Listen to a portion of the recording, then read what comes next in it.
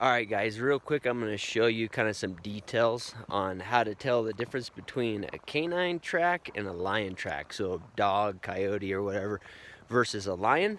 And after you've seen quite a few lion tracks, it's actually fairly easy to tell. But you have to key in on things that aren't kind of like the common things you hear about, right? The main one you're always going to hear is lion tracks don't have nails on them and canine tracks do. And I'll kind of go through, sometimes that's true, sometimes it's not. But the main thing is from a distance, it's hard to tell. So if you don't focus on some other things, you're going to have to get out of the vehicle, go look at the track or whatever.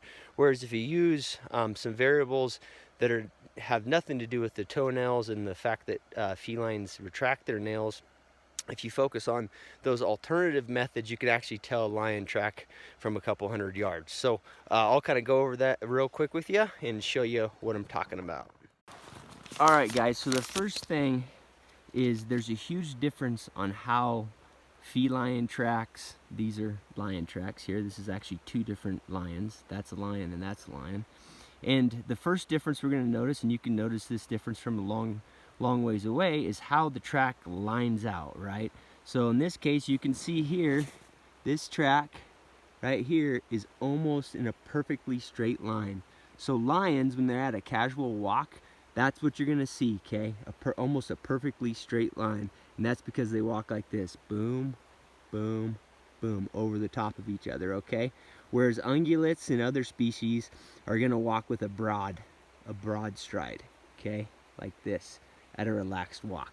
When lions trot and they kind of bound, you'll see their tracks sometimes will be a little bit further apart, but for the most part they're straight. So you can see that one, and then this other lion, almost perfectly straight, okay? Okay, so now let's talk about what a lot of times you hear about, all right? If you look at this track here, you're gonna see there's no nails, okay? No claw marks, right? So a lot of people say that's the perfect indicator of a lion, and it's a good bet. If you don't see claw marks, it's probably a lion, right? However, I have seen lions put down a claw mark every once in a while, particularly in deep snow or in deep mud, and I don't know why that is, but sometimes they will put down nails in their track. All these tracks don't have any nails, but sometimes that is the case. But so that's the one you'll always hear about. And then the other one that you tend to hear about at the same time is that lions have 3 lobes on their back pad. 1, 2, 3. These tracks are a little bit old and they're kind of in cruddy snow, so it's hard to tell. This pad you can tell a little bit better. 1, 2, 3. This is particularly controversial in my mind because a lot of big dogs, it kind of looks like they have a 3rd lobe on the bottom, okay? So lions and really good lion tracks, let's see if I can find one. So right here, this pad here, you can see the defined 3 lobes. 1, 2, 3. They'll have it, but that's not always a good indicator, particularly in kind of substandard conditions. There you can see the 3 lobes real good, okay? All right, so let's talk about what I think is the most important way to tell a lion track from a canine track, or really any other track.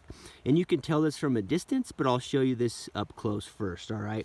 So a lion track is generally more circular versus oval, okay? Those aren't the best, but you can get my... Lion tracks are going to fit more of a circular pattern, whereas canine tracks, ungulate tracks are going to be more of an oval, okay, in a general sense. And you can tell this from a distance. Now, how I can show you this a little bit better is if you look here, so the nail here, if I take a straight edge, this top nail here, and I try to get past that pad, like across, it's hard. Like I'm always gonna run into the pad. And I'll show you on a canine track, if you go to one of those top toes, so I've put my straight edge right here on the edge of the top toe, I can't get across to this side with that straight edge, okay, without hitting the pad, all right, or another toe. So you'll find on a canine, it's a lot easier to do that because the shape of their foot is more oval, and I'll show you that next.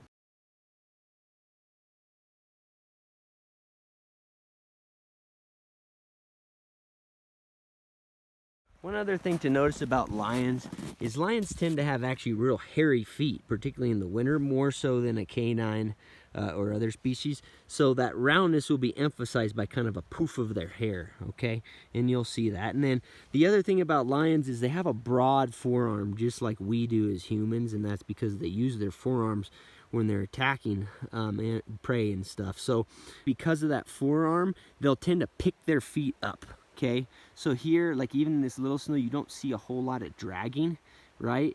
Ungulates, you always will see, almost always you'll see a drag. They don't tend to pick their feet all the way up and then back into the snow. Lions, for the most part, particularly when they're just cruising, they'll pick their foot up all the way out of the snow. Just a little push with their forearm, then pick it up out of the snow, And you can see that in most of these tracks. There's not a drag mark. There's a little one right here, but that's pretty uncommon, and they might do that, you know, just a smidge as this is toes dragging. You won't see the big slides that you see in ungulate tracks.